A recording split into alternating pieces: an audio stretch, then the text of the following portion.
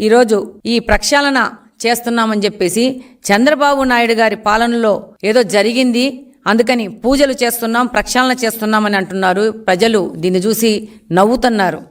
ఈరోజు ప్రక్షాళన చేస్తామని చేస్తున్నారు కదా, మీ యొక్క భార్యని ఏ రోజైనా కానీ మీరు తిరుమల దేవస్థానానికి తీసుకెళ్లారా?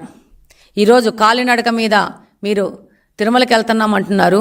ఇప్పుడు మొదటిసారి మీరు తిరుమలకి వెళ్తున్నారా కాలినడకన? ఇంతకుముందు ఎప్పుడైనా వెళ్ళారా?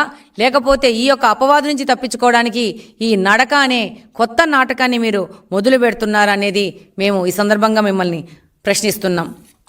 ఈరోజు ఈ వైసీపీ వాళ్ళు తిరుమల దేవస్థానాన్ని ఒక ఏటీఎం లాగా మార్చేసుకున్నారు. ఏ రోజు కానీ హిందూ సాంప్రదాయాలకు సంబంధించిన పూజలు చేయని జగన్మోహన్ రెడ్డి గారు టీడీపీ హయాంలో పాపాలకు ప్రక్షాళన అని చెప్పేసి దేవాలయాల్లో పూజలంటూ ఒక కొత్త నాటకాన్ని మొదలు పెట్టడము, ఈ యొక్క కల్తీ నెయ్యి ఒక కర్త కర్మ క్రియ వైసీపీకి సంబంధించిన నాయకులు, దాని నాయకుడు జగన్మోహన్ రెడ్డి గారు అనేది ప్రతి ఒక్కరికి తెలుసు. దీని నుంచి తప్పించుకోవడానికి దేశంలోనే కాదు ప్రపంచం మొత్తం ఉన్న హిందువుల మనోభావాలు ఈరోజు దెబ్బతీశారు. దాని నుంచి తప్పించుకోవడానికి వీళ్ళు కొత్త నాటకం మొదలు పెట్టడం జరిగింది. ఈరోజు స్వామివారి లడ్డూను ఈరోజు ఈ డేట్కి చూస్తే పాత పోయిన వాళ్ళకి, పాత లడ్డూగా ప్రసాదంగా తీసుకున్న వాళ్ళకి, ఈరోజు లడ్డు ప్రసాదంగా తీసుకున్న వాళ్ళకి ప్రత్యేకంగా ఎంత తేడా ఉందో అర్థమైపోతుంది. ప్రతి ఒక్కరు ఇదే మాట్లాడుకుంటున్నారు. ప్రపంచవ్యాప్తంగా తిరుమల దేవస్థానం యొక్క లడ్డూకు ఎంతో విశిష్టత ఉంది. ప్రతి ఒక్కరూ తిరుపతి లడ్డూ కోసం ఎదురు చూసే పరిస్థితుల నుంచి తిరుపతి లడ్డూ మనం తిన్నామా ఈ 5 సంవత్సరాల్లోనే బాధపడే స్థితికి ఈ వైసీపీ ప్రభుత్వము మన తిరుపతి దేవస్థానాన్ని తీసుకొని వచ్చింది.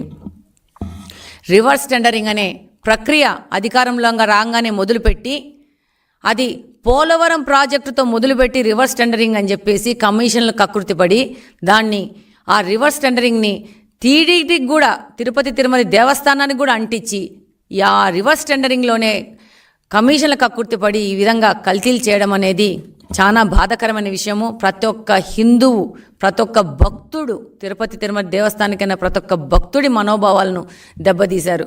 ఈరోజు ఆ పార్టీలోని పెద్ద మనుషులు, పెద్ద హోదాలో ఉన్నవాళ్ళు, స్పీకర్ హోదాలో ఉన్నవాళ్ళు ఆ రోజు వాళ్ళకి ప్రభుత్వ యొక్క న్యాయపరమైన సలహాలు ఇచ్చేవాళ్ళు మాట్లాడుతున్నారంటే ప్రతి ఒక్కరు ఆలోచించాలా. ఎంత అధ్వానంగా మాట్లాడుతున్నారంటే మనము ఇక్కడ మాట్లాడుకోనికి కూడా మనకు సిగ్గేసే విధంగా మాట్లాడుకుంటున్నారు. వీళ్ళే కల్తీ చేశారు, మళ్ళీ వీళ్ళే వెళ్ళి గాంధీ బొమ్మ చుట్టూ, విగ్రహం చుట్టూ నల్ల చొక్కాలు వేసుకొని తిరగడం అనేది అసలు ఏమి మాట్లాడాలో అర్థం కావట్లేదు. ఈ జగన్మోహన్ రెడ్డి గారు తన సిబిఐ కేసుల మీద మాత్రము విచారణ కోర్టుకు వెళ్ళడు, కానీ ఈ యొక్క లడ్డు వ్యవహారంలో సిబిఐ విచారణ కావాలా అని నేను అడుగుతున్నాను. అలాగనే టీటీడీ అంటే పవిత్రతకు పేరు. అలాంటి పవిత్ర సంస్థ పాలక మండలిలో సభ్యులుగా ఎలాంటి వాళ్ళని నియమించారు వీళ్ళ హయాంలో? లిక్కర్ స్కామ్లో నిందితులైన వ్యక్తులని, హత్య కేసులో నిందితులైన వ్యక్తుల్ని ఇక్కడ పాలక మండలిలో సభ్యులుగా నియమించిన వ్యక్తులు ఎవరంటే ఈ జగన్మోహన్ రెడ్డి గారు. ఇలాంటి వ్యక్తులు పాలక మండలిలో చేరితే ఇలాంటి పనులు చేయకుండా ఎలాంటి పనులు చేస్తారు? ఎటువంటి విచారణకైనా సిద్ధమని చెప్తూ రెండో వైపు ఏ విధమైన విచారణ జరగకూడదని కోర్టుకు వెళ్తున్నారు జగన్మోహన్ రెడ్డి అండ్ గ్యాంగ్. ఒకవైపు విజిలెన్స్ విచారణ జరుగుతుంటే మరోవైపు వీళ్ళు కోర్టు మెక్కులు ఎక్కుతున్నారు. అలాగనే సిట్ విచారణ ఆదేశిస్తే దాని మించి కూడా విమర్శలు చేస్తూ ఉన్నారు. ఒక్కసారి ప్రజలందరూ ఆలోచించుకోవాలి. ఇలాంటి వ్యక్తులను గత 5 సంవత్సరాలు మనము అధికారంలో నిలబెట్టిందనేది ప్రజలు ఆలోచించుకుంటున్నారు.